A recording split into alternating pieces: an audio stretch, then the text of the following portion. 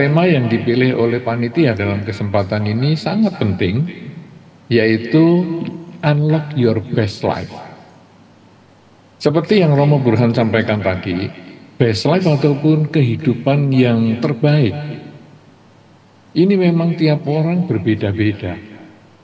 Sehingga kita tidak bisa memaksakan orang best life-nya harus seperti ini. Tidak bisa. Harus seperti saya, tidak bisa. Atau saya harus ngikuti seperti Anda, tidak bisa.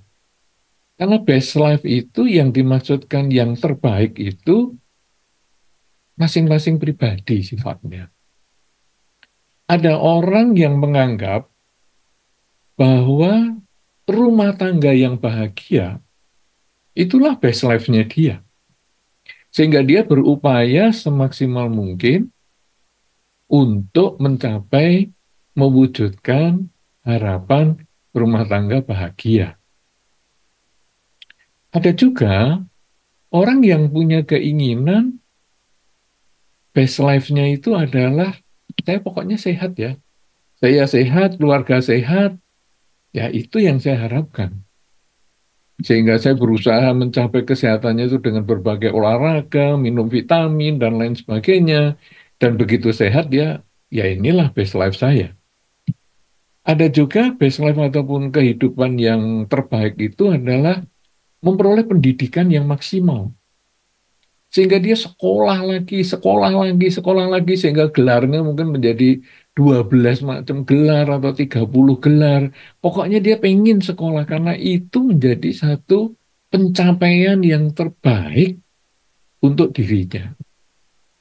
Nah, saudara-saudara, kita tentu juga sudah punya best life-nya masing-masing. Tetapi di sini saya hanya berusaha mengenalkan salah satu best life atau kehidupan yang terbaik menurut Dhamma yang mungkin bisa kita gunakan sebagai satu-satunya best life yang mungkin akan kita capai atau mungkin menjadi salah satu hal yang hendak kita capai di dalam kehidupan kita sehari-hari. Jadi, apa yang saya sampaikan ini bukan mutlak harus Anda penuhi, harus Anda capai, tetapi menjadi satu alternatif supaya kita nanti lebih luas wawasannya. Oh ya ya, saya kalau sebagai umat Buddha, saya sebagai simpatisan Buddhis, best life saya adalah ini salah satunya. Nah, saudara-saudara, sebetulnya best life di dalam Buddhis ini sering sekali kita dengarkan, sering sekali kita diingatkan, apalagi kalau waktu puja bakti misalnya, dan ada seorang biku misalnya, pasti ini diingatkan. Nah, mungkin hari ini kan hari Minggu ya, jadi mungkin tadi pagi juga ada kebaktian di Wihara Mahasampati, mungkin juga di wihara yang lain yang pada umumnya hari Minggu ada puja bakti. Kalau Anda kebetulan di tempat Anda puja bakti itu ada seorang biku yang memimpin, kemudian umat biasanya meminta tuntunan sila. Nah, sehingga para biku memberikan tuntunan sila mulai dari Wandana, Namo Tassa, dan seterusnya. Kemudian Tisarana, Budang Saranang Gacami, Dhammang Saranang Gacami, dan seterusnya.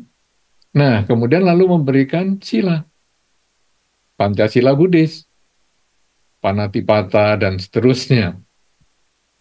Di akhir tuntunan sila, seorang biku akan menyampaikan bahwa imani Pancasila Padhani, silena sugatingyanti, silena boga sampada, silena niputingyanti, tasma silang wisudaye. Nah, dari kata-kata yang terakhir ini, sebetulnya kita bisa menjadikan sebagai best life kita sebagai umat Buddha.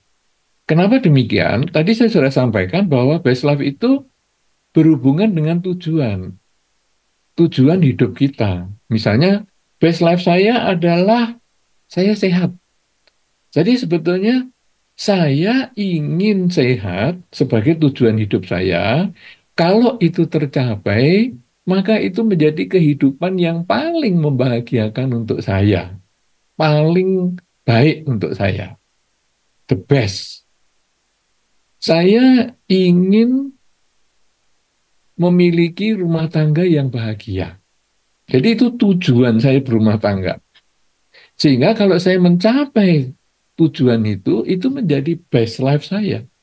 Saya ingin memperoleh pendidikan yang maksimal yang ada di dunia ini.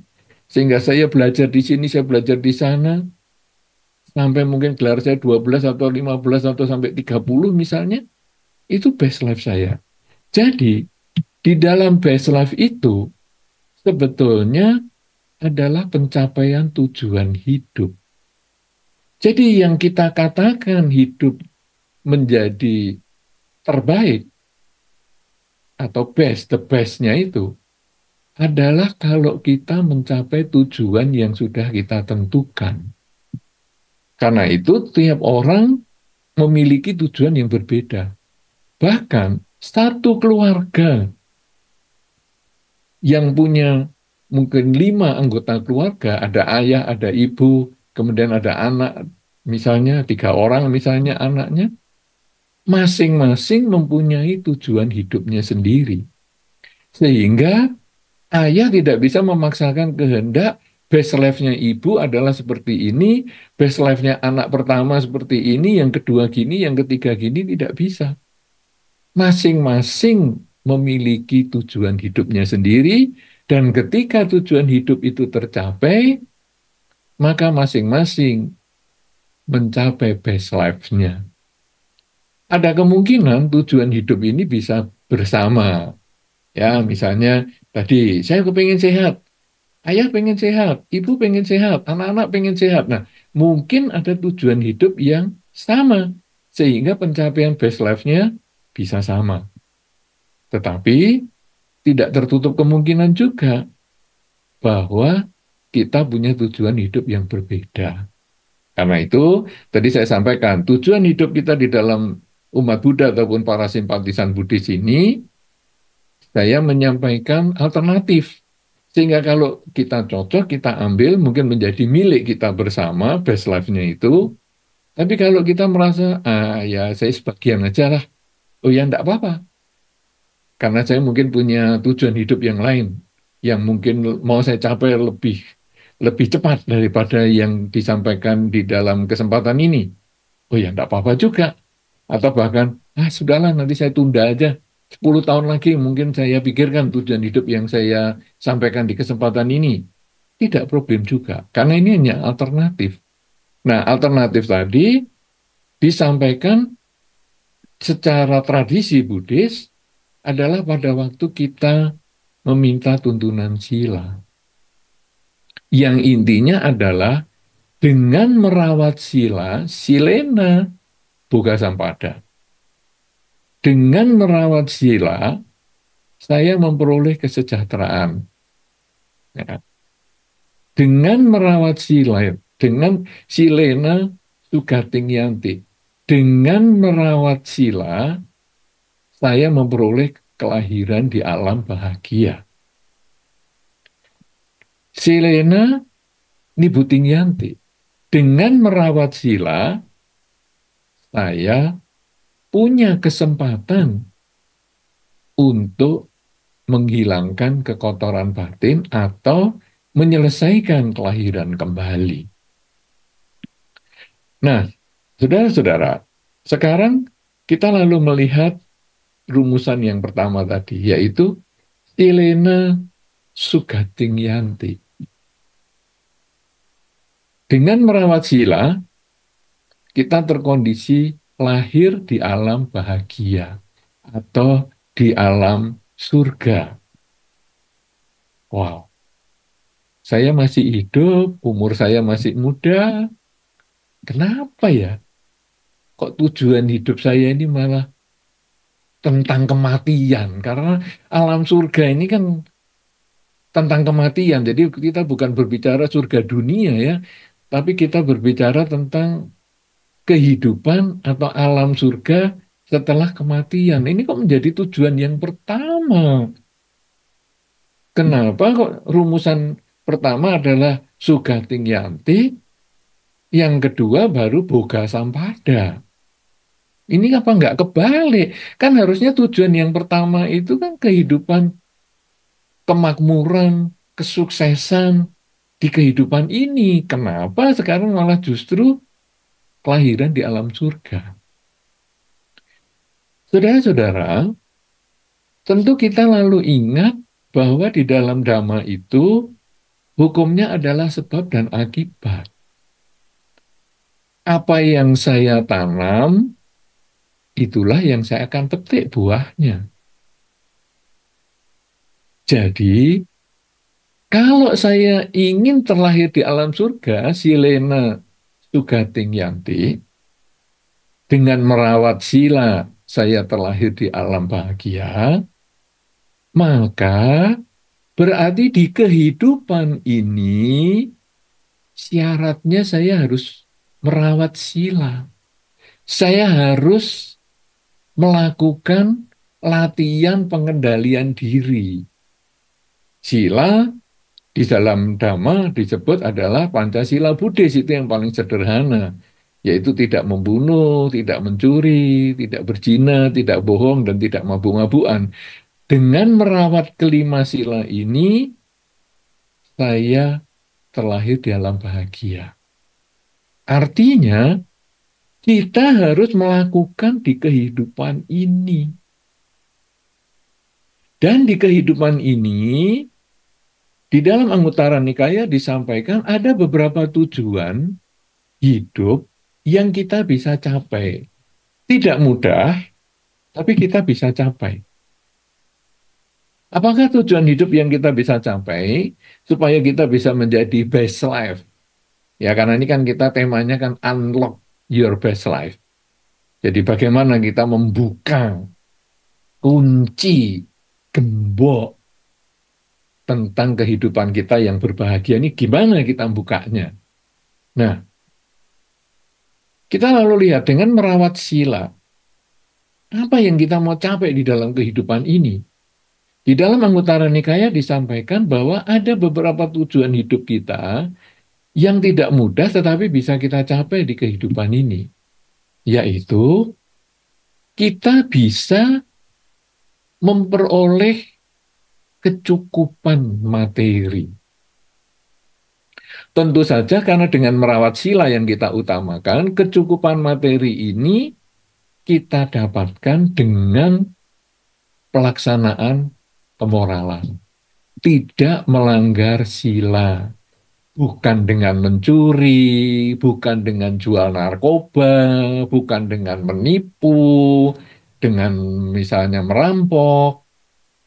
Tetapi dengan melaksanakan sila, kita berusaha bekerja dengan baik, sehingga kita bisa memperoleh kecukupan materi. Memang tidak mudah, tadi sudah saya sampaikan, tidak mudah tetapi bisa. Buktinya tidak mudah apa? Kita kadang-kadang kalau melihat di lingkungan kita ya, kita kemudian merenung, enak ya si A dan si B itu. Jadi koruptor, wah menyenangkan. Bisa korupsi sekian triliun, hukumannya tidak berat.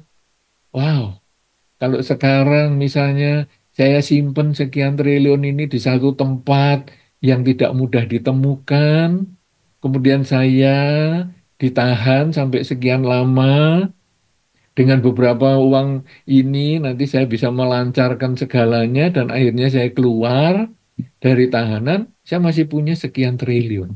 Mungkin sekian triliun, sekian puluh triliun, sekian ratus triliun, atau lebih banyak dari itu, enak. Nah, kadang-kadang kita lalu merenung, wah enak tuh, melanggar sila, kaya raya.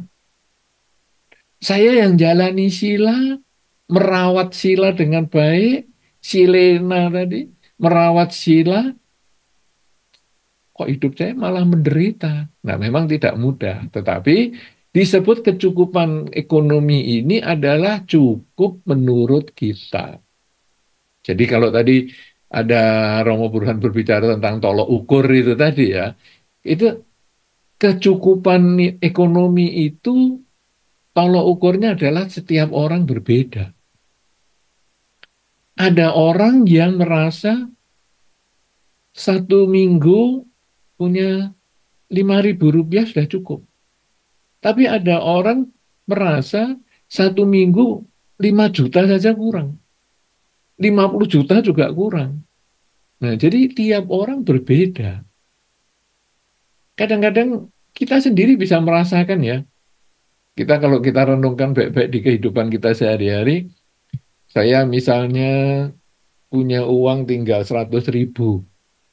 Kemudian untuk hidup 1 minggu ini. Itu nanti uang 100.000 itu ya bisa cukup loh untuk seminggu ini. Entah gimana, apakah saya lebih banyak beli makanan instan yang tiap hari, yang murah, yang apa, tapi pokoknya bisa menyambung hidup. Tapi nanti begitu minggu depan saya dapat 200.000, saya lebih longgar membelanjakan materi itu. Nanti kalau saya punya uang 500.000 seminggu itu, saya lebih longgar lagi. Jadi sebetulnya semua jadi permainan konsep di pikiran kita. Uang berapa ya jadi cukup, uang banyak juga bisa menjadi nggak cukup. Karena itu, tahap yang pertama yang sulit dicapai tapi bisa dengan melaksanakan kemoralan itu adalah memiliki kesejahteraan atau kemandirian ekonomi. Itu yang nomor satu. Tidak mudah, apalagi dengan menjalankan sila. Tidak mudah, tapi bisa. Dan kalau kita tekun dengan pelaksanaan sila, akhirnya nyampe juga kemampuan kita untuk mewujudkan kemandirian ekonomi. Yang kedua, dengan melaksanakan sila, merawat sila, kalau istilahnya di dalam Dhamma, dengan merawat sila atau melaksanakan sila, kita memiliki kedudukan sosial yang mantap. Jadi, kedudukan sosial itu apa? Misalnya, salah satunya tadi Romo Burhan, sebagai Romo, sebagai Pandita di Wihara Mahasampati. Itu adalah termasuk kedudukan sosial. Kemudian mungkin ada para upasaka, upasika. Itu juga termasuk kedudukan sosial. Atau ayah dan ibu. Ia juga termasuk kedudukan sosial. Di dalam keluarga dia sebagai ayah, sebagai ibu, sebagai anak. Itu adalah kedudukan sosial.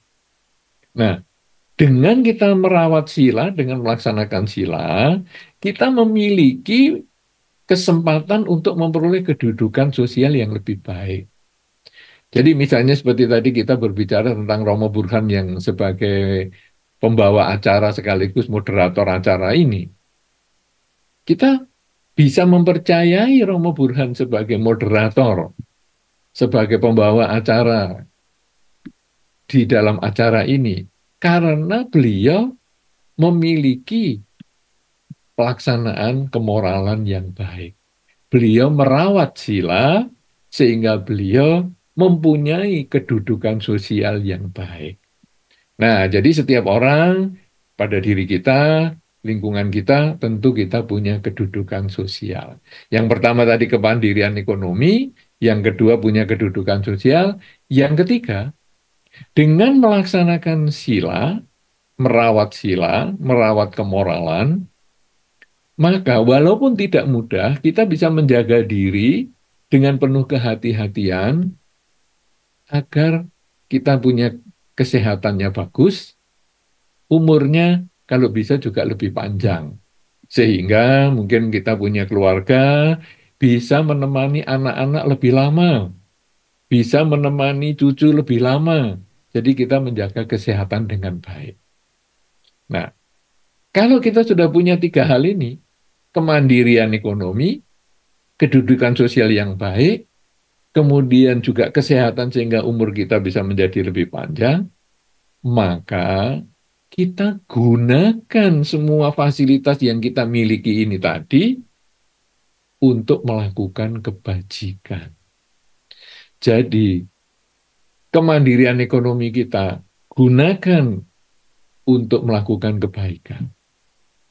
Kedudukan sosial kita gunakan untuk melakukan kebaikan.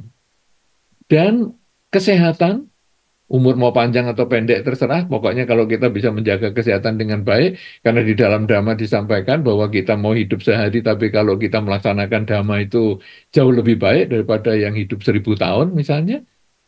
Nah, jadi kita walaupun usia misalnya sebentar, tapi kita menjaga kelakuan kita dengan baik, memanfaatkan kedudukan sosial kita dan ekonomi kita, maka kita punya potensi. Nah, ini yang keempat tujuan tadi di dalam Anguttara Nikaya. Yang keempat adalah kita punya potensi lahir di alam bahagia. Silena sugating yanti. Jadi sekarang kita tahu bahwa dengan empat tujuan manusia yang tidak mudah kita capai di dalam kehidupan sehari-hari, tapi bisa, kita sudah memenuhi dua hal, yaitu silena sugating yanti dan silena boga sampada. Yaitu silena sugating yanti apa? Kita bisa terlahir di alam surga setelah kehidupan ini. Silena boga sampada yaitu bahwa kita punya kemandirian secara ekonomi, memiliki kedudukan sosial yang baik di dalam masyarakat, dan umur yang panjang ataupun umur yang bermanfaat, efektif hidup kita, berguna hidup kita untuk masyarakat maupun diri kita, maka kita punya potensi terlahir di alam bahagia. Silena sugating yanti, silena boga sampada. Nah, sekarang kita berbicara tentang silena nibbutting yanti, yaitu bagaimana ini dengan merawat sila kita punya potensi tidak terlahirkan kembali, punya kesempatan untuk tidak terlahirkan kembali. Saudara-saudara, di dalam kehidupan kita sehari-hari ini, kita tadi sudah disampaikan oleh Romo Burhan, sudah mendengar apa yang disampaikan Romo Burhan, bahwa kadang pengalaman-pengalaman hidup kita yang sulit terutama, kadang membuat kita takut menghadapi masa depan. Duh, dulu kok saya ngalami gini ya, nanti kalau saya ngalami gitu lagi gimana? Jadi kita takut menghadapi masa depan. Tapi jangan lupa, di dalam kehidupan kita yang kita merasa sulit tadi, katakanlah umur kita sekarang sampai 50 tahun. Saya mengalami ada trauma ya dengan kesulitan hidup saya ketika saya dulu umur 30, kemudian saya salah pilih mengambil jurusan mengambil pekerjaan tertentu, sehingga akhirnya saya ketika umur 50 ini nyesel. Nanti gimana ya masa depan saya ya? Apakah saya bakal menderita? Itu yang tadi Romo Burhan sampaikan kan semacam itu. Jadi ada ketakutan kita. Sehingga kita gimana nih bisa best life-nya kita bisa diwujudkan. Saudara-saudara, kita memang katakanlah tadi umurnya 50. Tapi apakah dalam 50 tahun kehidupan kita ini, kita itu selalu menderita 100%? Tentu kita itu ada hal-hal tertentu di waktu-waktu tertentu yang kita tidak terlalu menderita. Sehingga kita perlu menyadari bahwa hidup kita ini timbul dan tenggelam. Ada suka, ada duka. Ya, kalau di dalam Dhamma kan disampaikan ada untung, ada rugi, suka, duka, dipuji, dicela, memperoleh pangkat, dipecat. Dan seterusnya itu banyak sekali sebetulnya. Cuman hanya disebutkan kalau dalam dramanya 8, sebetulnya itu semua adalah selalu berubah. Jadi tidak mungkin kita itu seneng, terus bahagia, terus tidak. Tidak mungkin juga kita menderita terus. Tapi pasti ada suka, duka, untung, rugi, dipuji, dicela, dan dipecat maupun memperoleh pangkat. Ini selalu bergelombang seperti itu. Nah, menyikapi hal itu kita hendaknya punya pola pikir bahwa saya hendaknya mensyukuri bahwa saya itu juga punya titik-titik tertentu kebahagiaan. Jadi saya, aduh untung ya, saya punya karma baik masih cukup ini. Sehingga saya bisa merasakan kebahagiaan seperti ini. Cara mensyukuri bagaimana? Ya, kita menyebutkan kata yang paling sederhana, syukurlah, untunglah. Sehingga misalnya, duh kemarin saya ditipu 500.000, syukurlah cuma 500.000. Untunglah cuma 500.000, nggak sampai 1 juta. Kita bersyukur pada hal-hal baik yang masih kita miliki, tidak menyesali hal-hal buruk yang sudah terjadi. Supaya apa? Supaya kita siap menghadapi masa depan. Kalau kita tadi seperti yang disampaikan Romo Burhan tadi bahwa saya ini pengalaman-pengalaman masa lalu yang menderita itu membuat saya takut dengan masa depan, maka kita tidak pernah maju karena kita hanya berpikir tentang hal-hal yang buruk itu. Padahal dengan kata syukurlah, saya cuma rugi 500.000, cuma ditipu 500.000, nggak sampai 2 juta, kita lebih tenang ngadepi itu. Nah, tapi ini berbicara tentang keputusan loh. Dulu, aduh, kok tahun segitu saya bikin pabrik ya kan membuat saya jadi menderita. Kita lalu teruskan juga bahwa pada saat itu saya bukan tukang ramal. Saya tidak tahu apa yang akan terjadi saat ini. Jadi keputusan itu hanya menjadi pelajaran. Kalau keputusan itu dulu salah, ya saya sekarang perbaiki saat ini. Saya tidak mungkin bisa kembali ke masa lalu karena saya bukan peramal. Kalaupun peramal pun hanya tahu yang lalu dan dia tidak bisa memastikan yang akan datang. Peramal itu hanya membayangkan kalau kamu melakukan ini, nanti mungkin akan seperti itu di masa depan. Tapi tidak pasti seperti itu. Karena peramal tidak tahu apa yang akan kita lakukan. Nah, jadi misalnya, wah kamu dilihat dari garis tangan, dilihat dari bentuk mukamu, umurmu nggak sampai 3 tahun lagi misalnya. Dia hanya tahu garis tangan dan dia hanya tahu bentuk muka, tapi dia tidak tahu apa yang kita lakukan, apa yang akan kita lakukan. Kalau di dalam 3 tahun ini kita ngeri, aduh, saya dalam 3 tahun lagi akan meninggal. Saya sekarang mau berbuat baik, dengan pikiran, dengan ucapan dan perbuatan. Maka 3 tahun kemudian mungkin umur kita menjadi lebih panjang, tidak jadi meninggal. Kenapa? Karena si peramal hanya tahu yang akan terjadi, tapi tidak tahu apa yang akan diperbuat.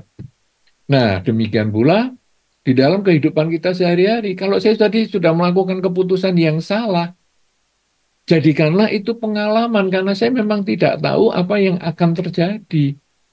Ya sudah, karena saya bukan peramal.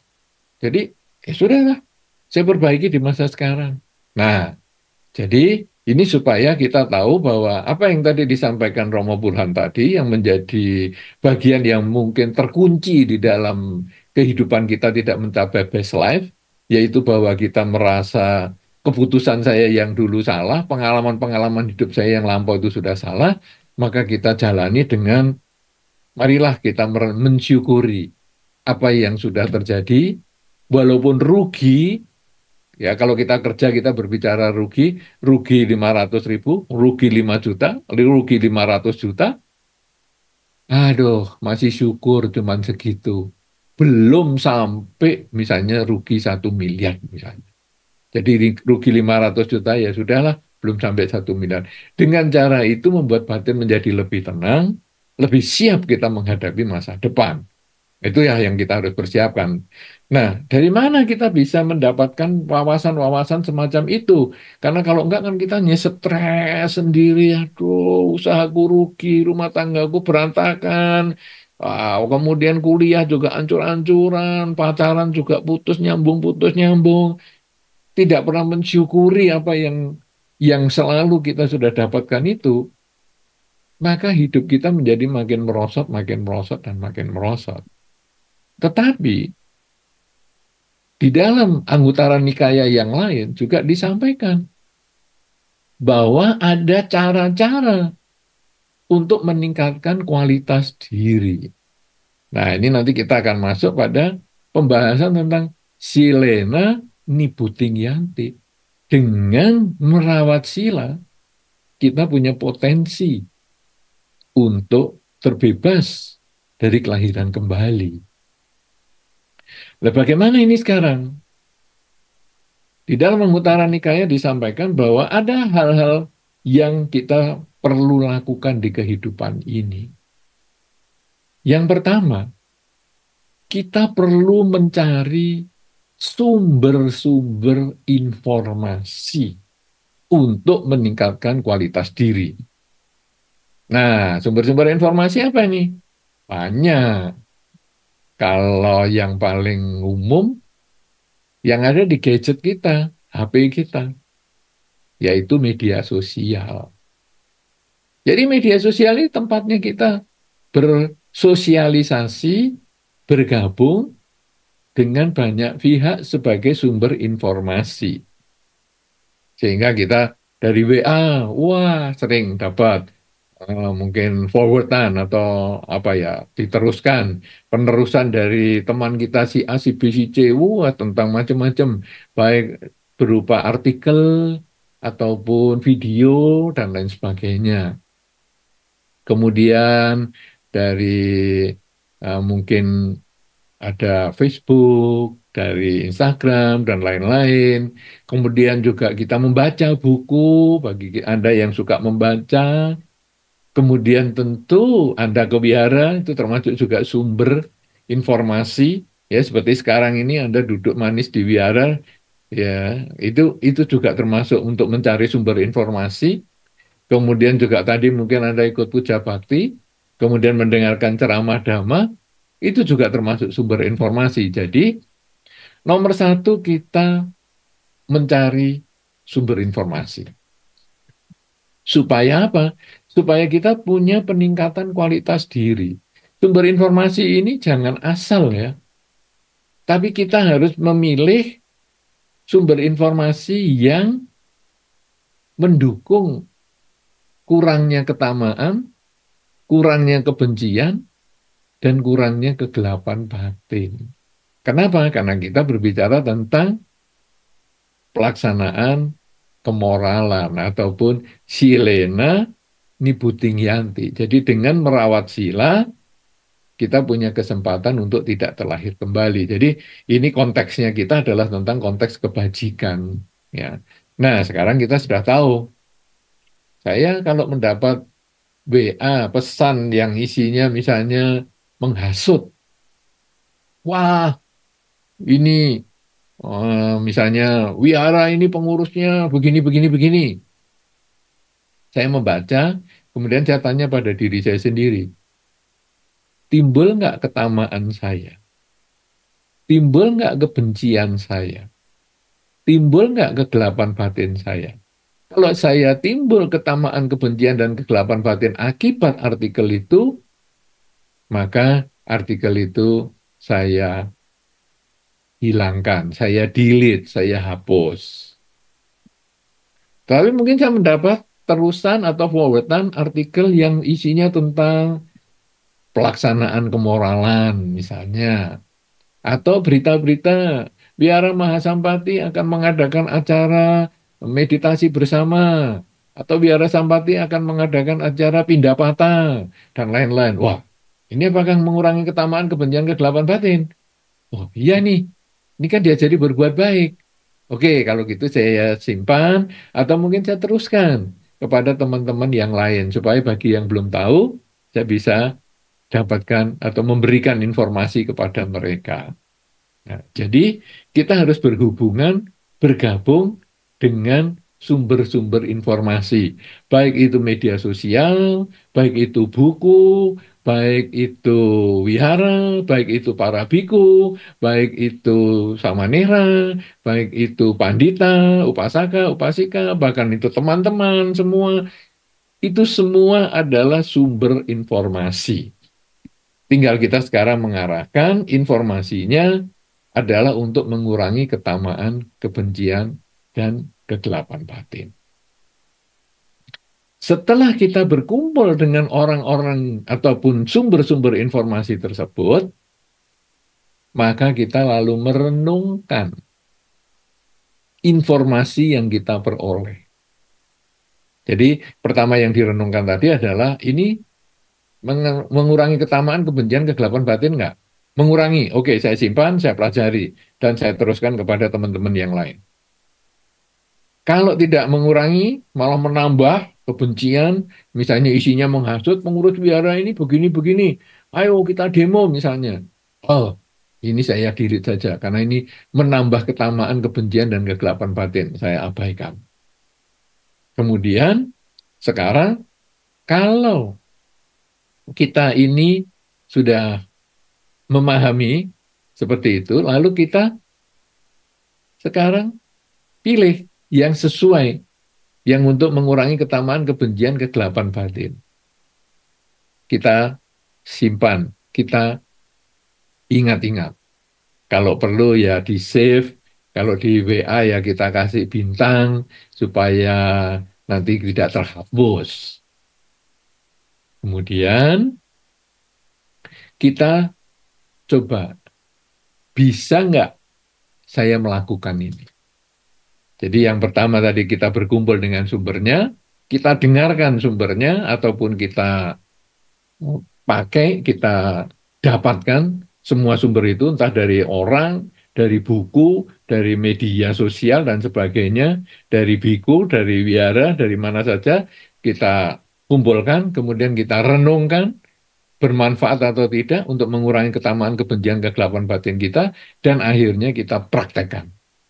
Kalau itu untuk mengurangi ketamaan, kebencian, kegelapan batin, praktekkan. Selain dipraktekkan, dievaluasi juga. Kira-kira bermanfaat nggak ini? Apakah saya ada sesuatu yang mau saya tingkatkan lagi? Kalau ada kekurangan, ya saya tingkatkan. Kalau ada hal-hal yang sudah berlebihan, saya pertahankan. Kalau ada hal yang baik, saya pertahankan. Dengan cara seperti itu, maka kita kemudian semakin baik kualitas batin kita. Karena selain kita mendengar, kita melaksanakan, kita mengevaluasi. Nah, inilah yang mengkondisikan kualitas batin kita meningkat. Kalau kualitas batin kita meningkat, potensi pencerahan itu bisa didapat. Kenapa demikian? Karena potensi pencerahan itu sistemnya kan kita belajar, kemudian ini berhasil nggak? Wah, ini saya harus perbaiki nih. Kalau ada kekurangan saya perbaiki, kalau ada peningkatan atau ada kebaikan, saya harus tingkatkan terus. Jadi kita berusaha untuk belajar dan belajar dan belajar. Sama dengan seperti Pangeran Siddhartha, bagaimana bisa beliau mencapai pencerahan? Karena beliau belajar. Pertama ya belajar dengan dua pertapa, Udakara Maputa dan Alaraka Lama. Wah, sudah berhasil seperti ini, kualitasnya sudah meningkat seperti ini, tapi kok belum sesuai dengan yang saya harapkan. Oke, saya belajar ulang. Belajar sendiri sekarang.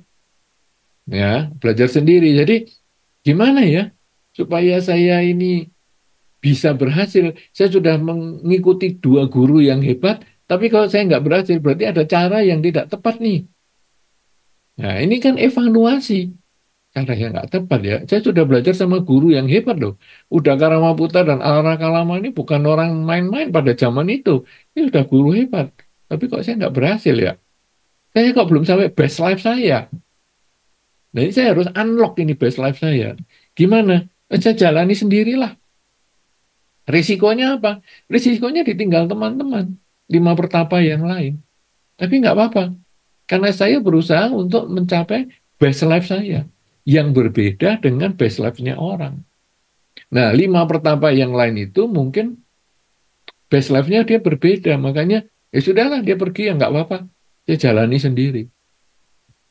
Dari hasil evaluasi itu, dia coba lagi, coba lagi, coba lagi, sampai beliau itu, wow, bisa berpuasa dengan cara yang luar biasa sekali, sampai akhirnya perut dipegang, bisa terpegang punggung, punggung dipegang, bisa terpegang perut. Beliau akhirnya, wah, ini juga harus dievaluasi lagi. Ternyata bukan satu ekstrim, misalnya untuk memuaskan diri, bukan ekstrim untuk berkeras dengan diri supaya sampai ancur-ancuran, tetapi ternyata jalan tengah. Nah, inilah sebetulnya hasil dari evaluasi. Beliau sebetulnya sudah berkumpul nih, mencari sumber informasi. Ya, begitu beliau keluar dari istana, Pangeran Siddhartha ini bertemu dengan Udakara Maputa, kemudian berlanjut dengan Alara Kalama. Sebetulnya beliau berkumpul dengan sumber informasi. Seperti yang disampaikan di Anggutara Nikaya tadi. Yang pertama tadi kan adalah mencari informasi. Kalau nanti Anda di zaman sekarang ya dengan media sosial dan lain sebagainya. Kemudian mendengarkan dari sumber informasi itu. Nah, beliau belajar di satu guru ini, habis-habisan belajar di situ. Praktekkan. Ah, belum berhasil, lanjut ke guru yang kedua. Berkumpul lagi, mendengar lagi, praktekkan lagi, belum berhasil lagi. Berlanjut lagi, sudah nggak pakai guru, sekarang menjadi diri sendiri gurunya. Praktek ini, praktek itu, dievaluasi, lanjut lagi, praktek lagi. Mengembangkan, wah, apa yang harus dikembangkan nih sekarang? Oh, kesadaran setiap saat. Jadi hidup adalah saat ini. Bukan cuma sadar napas masuk dan keluar, tapi sekarang bagaimana kita menyadari apa yang kita pikirkan, ucapkan, dan kita lakukan. Sehingga kita bebas dari ketamaan, kebencian, dan kegelapan batin. Nah, itu yang akhirnya karena hasil evaluasi bisa ditemukan. Nah, jadi dari Anggutara Nikaya yang kedua tadi, kalau yang pertama, kelompok Anggutara Nikayanya adalah 4 hal yang sulit, tapi kita bisa capai, yaitu hidup yang punya kecukupan, punya kedudukan sosial, kemudian punya usia yang baik, yang sehat, yang bisa dipertahankan untuk waktu yang agak panjang. Sehingga kita bisa manfaatkan 3 hal ini, fasilitas ini, untuk melakukan kebajikan dengan waktu yang lama, agar kita lahir di alam surga. Silena Sukating Yanti, Silena Boga Sampada. Kemudian kalau anggota Nikaya yang grup kedua ini tadi, adalah tentang Silena Nibuting Yanti, yaitu bagaimana dengan merawat sila, kita bisa mencapai kebebasan. Yang pertama tentu adalah tadi, bagaimana kita bergaul dengan sumber-sumber informasi. Nah, tadi dicontohkan kalau di dalam Pangeran Siddhartha adalah bergaul dengan Udakara Maputa dan Alara Kalama. Mendengarkan hal-hal yang dia sampaikan.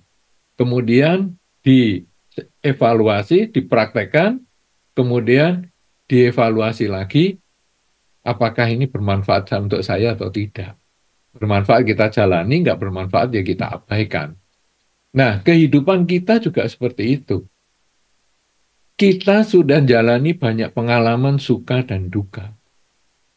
Sekarang yang penting kita melakukan evaluasi. Tadi kita sudah merasa bersyukur, syukurlah kalau saya rugi segitu, saya kan memang bukan peramal, ya sudah saya jalani aja. Nah, kemudian sekarang kita juga mengevaluasi lagi kelakuan kita. Apakah kelakuan saya saat ini masih bisa dikritik oleh saya sendiri.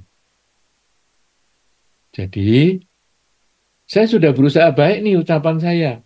Saya sudah berusaha baik nih perbuatan saya. Saya juga sudah berusaha pikiran saya baik. Tapi apakah saya masih bisa dikritik oleh diri saya sendiri? Artinya kalau malam kita lalu merenung, aduh saya tadi kok mikir kayak gitu sih ya. Saya tadi kok ngomong kayak gitu sih. Kok saya tadi berbuat seperti itu sih? Nah, jadi kita mulai mikir seperti itu. Kalau saya sudah bisa bebas dari kritikan diri saya, maka saya tanya kepada orang lain juga yang saya anggap lebih bijaksana. Bisa nggak dia ngeritik saya? Karena kadang-kadang saya sudah merasa sempurna nih. Tapi orang mengatakan, kamu ini kok masih gini sih? Kamu kenapa sih ngomongannya seperti itu? Ngapa sih pikiranmu seperti itu? Oh, berarti aku masih kurang benar. Dengan cara seperti itu aja, membuat kita menjadi lebih baik. Dan semakin sering kita mengevaluasi kelakuan kita, membuat kita terkondisi untuk menyadari apa yang kita pikirkan, menyadari apa yang kita ucapkan, menyadari apa yang kita lakukan, selalu kita belajar sadar setiap saat, yang kalau dalam istilah di wihara namanya meditasi, tapi bukan hanya duduk diam, tetapi sebetulnya sadar pada waktu kita berpikir, berbicara, dan berbuat, secara bertahap ketamaan, kebencian, dan kegelapan batin kita menjadi berkurang. Kenapa bisa berkurang? Karena ketamaan dan kebencian itu berasal dari kegelapan batin. Kegelapan batin itu adalah kelambatan kita menyadari hidup itu berubah. Jadi kita terlambat. Kita tahu hidup itu berubah, tapi kita terlambat menyadari. Misalnya saja, orang ini kok sekarang merengut sama saya? Biasanya padahal dia tersenyum sama saya. Kita terlambat menyadari bahwa dia kan bisa berubah. Dulu tersenyum sama saya, hari ini mungkin dia sedang stres, jadi nggak tersenyum. Kita terlambat menyadari dan kita emosi. Kamu kok sekarang nggak tersenyum sama saya? Pikirannya hanya kamu yang bisa nggak tersenyum, saya juga bisa. Nah, jadi akhirnya kejahatan dibalas dengan kejahatan. Padahal kalau kita menyadari lebih cepat bahwa hidup itu berubah, maka kebencian seperti itu tidak ada. Kita benci dengan orang yang tidak senyum sama saya tadi. Saya tamak dengan kesenyuman, dengan senyumannya dia, dan saya benci dengan dia tidak tersenyum. Kenapa? Karena saya tidak sadar, terlambat kesadaran saya melihat perubahan dia. Tapi begitu saya biasa evaluasi lebih cepat, menyadari apa yang saya pikirkan, ucapkan, dan lakukan, maka ketika dia tidak senyum, oh ya, hidup kan memang berubah. Ya sudahlah. Nah, kita bisa mulai mengendalikan ketamaan kita dan kebencian kita. Karena kita tahu hidup itu berubah. Kegelapan batin kita mulai kita bisa kikis sedikit demi sedikit. Kalau sudah seperti itu, maka di dalam kehidupan kita ini makin sedikit keterlambatan kita pada hidup yang tidak kekal, batin menjadi lebih tenang menghadapi perubahan. Apapun di lingkungan kita ini sebetulnya adalah netral. Tidak ada yang membuat kita suka, tidak ada yang membuat kita tidak suka. Semua adalah netral. Kita suka karena sesuai dengan keinginan kita. Kita tidak suka karena tidak suka, tidak sesuai dengan keinginan kita. Semuanya permainan keinginan. Lingkungan kita ini menjadi objek keinginan kita. Kendaraan ini saya suka. Kenapa? Karena sesuai dengan keinginan saya. Kendaraan itu, merek itu saya nggak suka. Kenapa? Karena kendaraan itu tidak sesuai keinginan saya. Jadi kendaraannya netral. Tapi karena keinginan kita, dia menjadi ada suka dan tidak suka. Perumahan itu saya suka karena sesuai dengan keinginan saya. Perumahan di sana saya nggak suka karena tidak sesuai keinginan saya. Orang ini saya suka karena orang ini sesuai keinginan saya. Orang itu saya nggak suka karena tidak sesuai keinginan saya. Jadi ini terus seperti itu. Cuaca ini saya suka karena cuaca ini sesuai keinginan saya. Cuaca itu saya nggak suka karena nggak sesuai keinginan saya. Terus, terus, terus, terus nggak ada habisnya. Jadi kalau kita sekarang bisa mengendalikan keinginan kita karena kita tidak lagi terlambat menyadari hidup yang berubah, maka kita bisa melihat semua itu dengan batin yang netral. Jadi perlengkapan elektronik itu tadi ya netral, kendaraan netral, rumah di sana ya netral, semuanya netral. Si A, si B, si C juga netral. Begitu batin selalu tenang seimbang, maka tercapailah silena Nibuting Yanti. Silena Nibuting Yanti atau merawat sila itu bisa mencapai kebebasan dari ketamaan, kebencian, kegelapan batin, itu ada di kehidupan ini juga. Jadi tidak harus nunggu sampai meninggal. Yang menunggu sampai meninggal itu hanya terlahir di alam bahagia. Silena Sugating Yanti. Tapi Silena Boga Sampada, Silena Nibuting Yanti, itu tidak harus sampai meninggal. Jadi Anda bisa mencapai puncak kehidupan Anda, best life Anda, di dalam kondisi ekonomi yang baik, status sosial yang baik, kemudian juga usia yang baik, itu di kehidupan ini. Anda bisa mencapai pencerahan Silenas Nibutingyanti, itu juga di kehidupan ini juga. Karena itu, unlock your best life. Sebetulnya bahwa di kehidupan ini kita bisa mencapai kebahagiaan sesuai dengan dhamma dan kita punya potensi untuk tidak terlahirkan kembali juga di kehidupan ini. Jangan ditunda sampai kehidupan-kehidupan yang akan datang karena belum tentu kita di kehidupan mendatang terlahir sebagai manusia. Justru di kesempatan sekarang ketika kita terlahir sebagai manusia, ketika kita punya kesempatan mendengar dhamma dan hidup sebagai manusia dan mendengar dhamma, ajaran Sang Buddha, maka di kesempatan kehidupan inilah sangat baik kalau kita mengunlock our best life. Jadi membuka kehidupan terbaik kita di kehidupan ini. Jangan tunggu sampai kelahiran mendatang, karena inilah kesempatan kita mempraktekkan Dhamma, melaksanakan Dhamma, mengevaluasi pelaksanaan Dhamma, agar kita mencapai kesucian di kehidupan ini juga. Inilah yang menjadi kesempatan bagi kita untuk membahas tema Dhamma Talk Online kita, Unlock Your Best Life, yang mudah-mudahan akan memberikan manfaat, memberikan kebaikan, memberikan kebahagiaan untuk kita semua, dan menambah semangat untuk kita melaksanakan Dhamma di kehidupan sehari-hari, sehingga kita mencapai kebahagiaan di kehidupan ini, di kehidupan yang akan datang, atau justru kita di kehidupan ini mencapai pencerahan sampai tidak terlahirkan kembali.